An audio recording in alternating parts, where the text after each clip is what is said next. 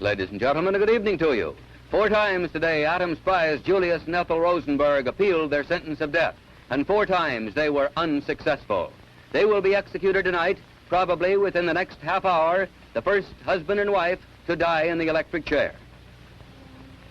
Inside the stone walls of Sing Sing prison, the Rosenburgs wait all day for word of their fate. It's now more than 2 years since they were first sentenced to die for organizing atomic espionage for Russia. Rabbi Irving Kozlow, a prison chaplain, goes in. He will not leave until after the execution, which is being held before sundown because the setting of the sun this Friday marks the beginning of the Holy Sabbath in the Jewish calendar.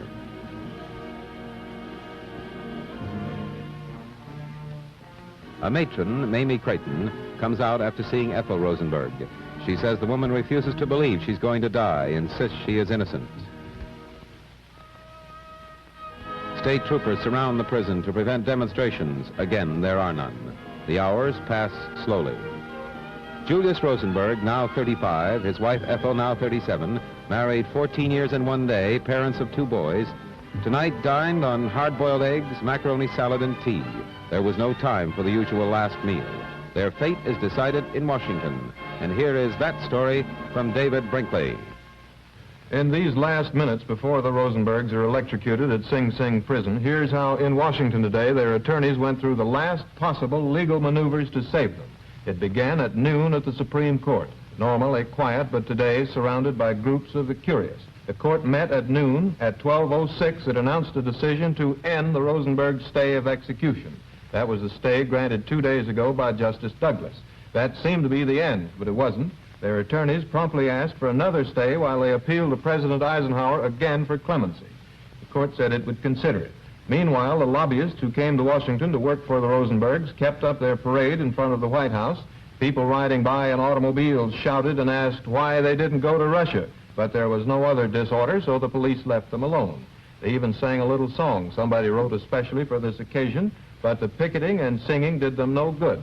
Because at the Supreme Court by this time, the government's lawyers, having won their case, were leaving. The court had refused again to delay the execution. A few minutes later, Emanuel Bloch, chief counsel, came out, read us a telegram he had sent to the president. For sake of American tradition, prestige, and influence, urge redress for Rosenbergs. Demand you be afforded sufficient time to consider this serious matter. The president's answer came quickly. Here it is, read by a White House press officer. The following is part of a statement just issued by the President of the United States. I am convinced that the only conclusion to be drawn from the history of this case is that the Rosenbergs have received the benefit of every safeguard which American justice can provide. There is no question in my mind that their original trial and a long series of appeals constitute the fullest measure of justice and due process of law. Throughout the innumerable complications and technicalities of this case, no judge has ever expressed any doubt that they committed most serious acts of espionage. Accordingly, only most extraordinary circumstances could warrant executive intervention in the case. When democracy's enemies have been judged guilty of a crime as horrible as that of which the Rosenbergs were convicted, when the legal processes of democracy have been marshaled to their maximum strength to protect the lives of convicted spies, when in their most solemn judgment the tribunals of the United States have adjudged them guilty and the sentence just, I will not intervene in this matter. When it appeared that she had received enough electricity to kill an ordinary person and had received the exact amount that had killed her husband, the doctors went over and pulled down the cheap prison dress, a little dark green printed job, and placed the I can't say it. Placed the stethoscopes to her and then looked around, looked at each other rather dumbfounded and seemed surprised that she was not dead. Believing she was dead, the attendants had taken off the ghastly strappings and electrodes and the black belts and so forth.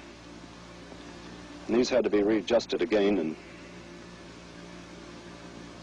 and she was given more electricity, which started again that kind of a ghastly plume of smoke that rose from her head and went up against the skylight overhead. After 2 more of those jolts, Ethel Rosenberg had met a maker she'll have a lot of explaining to do to.